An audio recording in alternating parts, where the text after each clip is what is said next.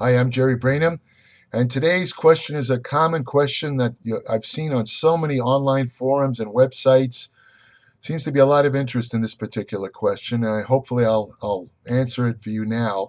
And that question is this: do you lose muscle when you get off steroids? It's a common observation. You could see it videos, and if you attend bodybuilding contests, many of the elite bodybuilding champions, a lot of times when they stop competing, they look like they've lost about 15 pounds. Their muscles are all atrophied, and they basically return to their normal genetic dimensions, let's say. This isn't to be confused with off-season, still competing bodybuilders who very often kind of like try and gain extra size. They don't have to worry about definition and that type of thing. So they eat a lot more and they tend to get a little on the heavy side. Obviously that doesn't involve muscle loss. If anything, it involves muscle gain. I'm talking about the extreme, let's say, loss of muscle that seems to appear in bodybuilders that either get off steroids or stop competing and get off steroids or drugs, that type of thing. So let's answer the question directly. Do getting off steroids cause a loss of muscle size? The answer is yes and no. And I don't mean to seem ambiguous here. Let me explain what I mean. In a previous video, I discussed a concept called muscle memory. Without getting into detail, it involves the retention of myonuclei, which are muscle nucleus cells that don't disappear when you stop training, but instead remain intact in the muscle. So if you lay off for an extended time, you might lose muscle size, but once you begin training again, you'll find that you quickly regain that muscle size in as little as a month or so because of those retained myonuclei. But now you say, what does this have to do with steroids? Okay, you don't have to be an exercise scientist to realize that steroids tend to produce larger muscles. And one of the things they do is they do many things, but one of the things they do in producing extremely large muscles is to promote additional myonuclei the same way. In other words, the effect is additive to that of training alone. In other words, just training alone and damaging a muscle is going to lead to increased myonuclei. But when you take steroids, you actually compound the situation where you get even more myonuclei. And the number of myonuclei in relation to each muscle fiber, it's called a muscle domain, has a direct relationship to how big that muscle fiber can get. And this explains why guys who take steroids have much bigger muscles. Okay, so now what happened? What does this have to do with not getting? Well, let's say you get off steroids, right? All those extra myonuclei that you've developed as a result of your working out and you're using the steroids does not disappear when you get off steroids. Again, it stays in the muscle. So let's say that you're an athlete, right? You're training for the Olympics. As I'm speaking, the Olympics in Rio are going on, so it makes sense. But anyway, let's say you're training for the Olympics and you've been taking steroids during your off season, and you get off the steroids, to pass the drug or doping tests. Okay, you go through the Olympics. You're considerably smaller. Let's say you're a field athlete, which are pretty, bigger than the track athletes. They lift heavy weights and so on and so forth. You compete in the Olympics. You win a medal. You don't win a medal, or whatever. But you are smaller because you've gotten off the steroids.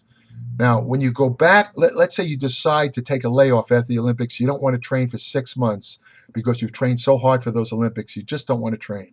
You want to lay off. So now you don't train, you eat normally, but you're not taking any steroids, no drugs. 6 months later, you decide, hey, I got to get back in training. You get back on the, you start to train again. But again, you decide to hold off on the steroids.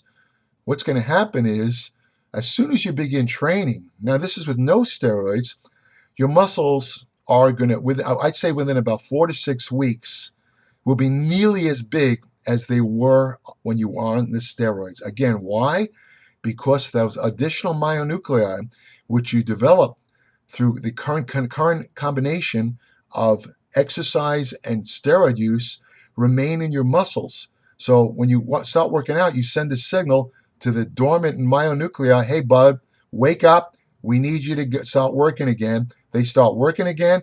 The protein synthesis increases in muscle. It's assuming you get enough protein in your diet, and your muscles start to get big almost as big as if you were on the steroids.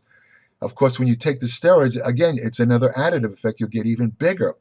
But here's a key point. There's a controversy in sports because they actually want to ban some athletes for life who found to be positive for steroids because the people who take the steroids, the athletes, it's now considered an unfair advantage because those extra myonuclei that they've developed from using the steroids stay with them for, again, who knows, 15, 20 years? And these critics claim that's an unfair advantage because having that extra myonuclei is going to promote extra muscle even if they're not on steroids. So, that's a controversy. So, a sidebar to this question is, what about, again, what's another reason why bodybuilders get smaller when they get off steroids? I'd say the main reasons from my personal observation are, first of all, they don't train as hard. A lot of them don't train at all. And as I said before, when you don't train, if you're not applying a stimulus to your muscles, they are going to shrink no matter who you are. I don't care what your genetics are. I don't care how genetically advantaged you are. If you don't apply a stimulus to your muscles, they will shrink. So one reason is they're not training hard. They're not training intensely. A lot of them don't eat as much. They lower their protein intake. And as a consequence, they lose weight. And to the naked eye, it appears that they've lost muscle. But you have to understand, when you take steroids, there's a certain amount of water retention in the muscle. A muscle is 72% water. When you get off the steroids, you lose a lot of extra water. So the combination of natural muscle atrophy to a certain extent, along with the water loss, makes it look like they lost a lot of muscle. Now, is this an inevitable consequence? It is not. Here's the thing. If you get off steroids, but you continue to train as hard as you were, in other words, you train as intensely as you did when you were on the steroids, and you continue to eat a good amount of food, the loss of muscle when you get off steroids will be minimized. Now, I got to point out, this rarely happens. Very few bodybuilders who take steroids continue to train as hard because steroids do a lot of things like increase muscle recovery. They have mental effects that tend to cause you to train harder. Without that added stimulus, it's a little bit difficult to train the same way off steroids as you were on steroids. So the thing is that, it takes a lot of mental power, is what I'm trying to say, to use that same level of intensity of training, that same level of nutrition. If you did, the loss of muscle when you get off steroids would be minimized. I'm not going to say you're not going to lose anything. You will lose a little bit of weight. You might even lose a little bit of muscle because of what they call a rebound cortisol effect. When you're on steroids, the steroids block the activity of cortisol, which is a major catabolic hormone that promotes muscle protein breakdown. When you get off the steroids, there's a temporary rebound cortisol flood, which tends to cause a little bit of muscle atrophy. So a little bit of muscle loss when you get off steroids is inevitable. What I'm saying here is the notion that you will lose all your muscles, which is what they often say online, is complete nonsense, and that is avoidable.